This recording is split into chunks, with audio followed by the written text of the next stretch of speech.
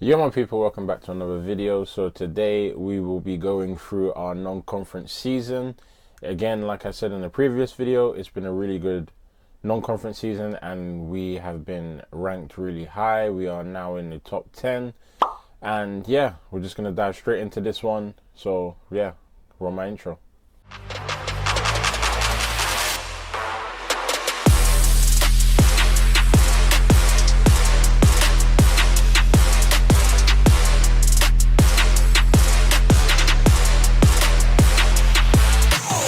So how this is going to work, obviously there are a lot of games that we have played in the non-conference up until now.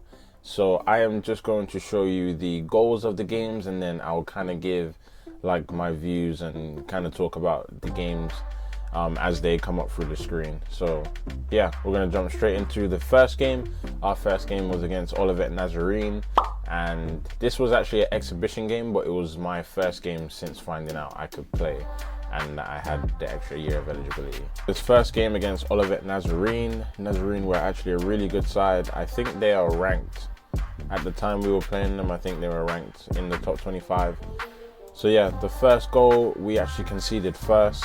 They were able to play down the wing on the left hand side and they were able to slot it underneath our keeper.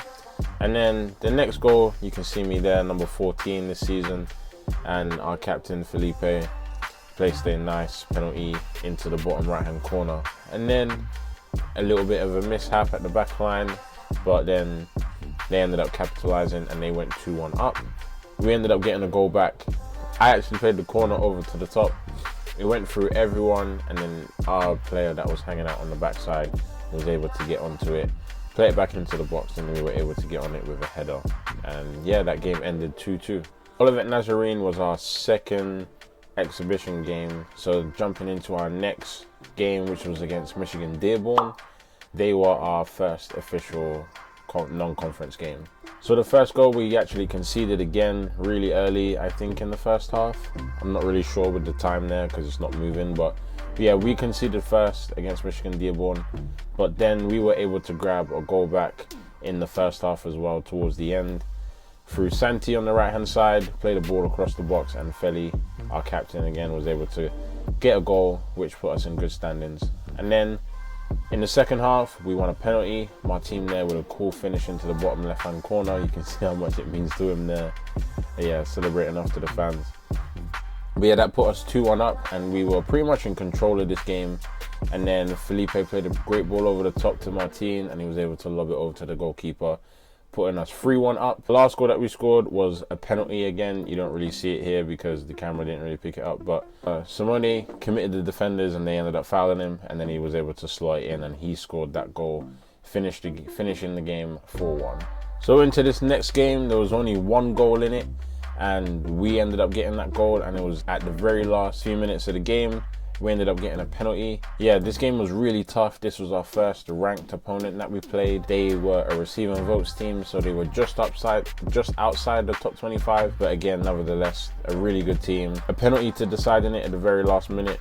And yeah, Felipe stepped up and he was able to slot it right in that right-hand corner. And we were able to celebrate and hold on to the lead and get that 1-0 win against a really good receiving votes Cumberland side. And then the next game we played was actually a couple days after the Cumberland games. We played a Southeastern side that was also ranked. They were also in that receiving votes range. The first highlight, or the first goal that we scored, is a penalty. We've gotten a lot of penalties this year, but as you can see there, Martin slots it into the bottom left-hand corner, and that was in the midway through the first half. The second goal here, Santi wins the ball and he does well in the press and was able to find Martin with a across the box on the right hand side. Martin was able to slot that coolly in. Juan plays a ball over across into the box, and this was actually a play that we worked on in training, and David scored that goal. That game ended 3-1 against Southeastern. So another big test for us in the next game was against Indiana Tech. We at this time were still a receiving votes team, same as Cumberland's and Southeastern. So yeah, this would have been a really good game for us and a chance for us to make a really big statement.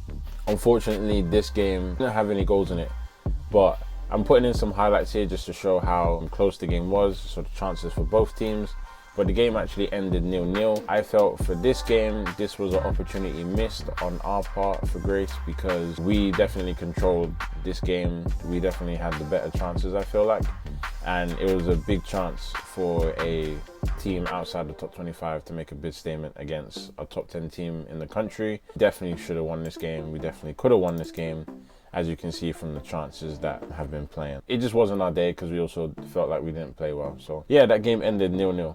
Moving on to our next game, we took a trip down to Kansas, where we played Baker University and we played Oklahoma Wesleyan. They were ranked number 5 at the time. So again, another big chance and another big challenge for those 2 games in Kansas. So the Baker game had 2 goals in it. It was 1 for either team. So as you can see here, Santi was able to play a ball over the top, their back line. Keeper and defender maybe had some miscommunication, or I don't really know what happened, but Juan was able to bounce onto it. They clattered into each other and Juan was just able to place it into an empty goal. For Baker's goal, they played a long ball to the left-hand side. We just didn't really defend well. But in this game, it was a really tricky game because we had a lot of injuries happening in this game. Like, I ended up playing at centre-back during this game to get a tie against a team that should really be higher in their rankings. Good result for us, to be honest. And away from home, a 1-1 draw is not terrible. But now we are 3-0-2. Still unbeaten.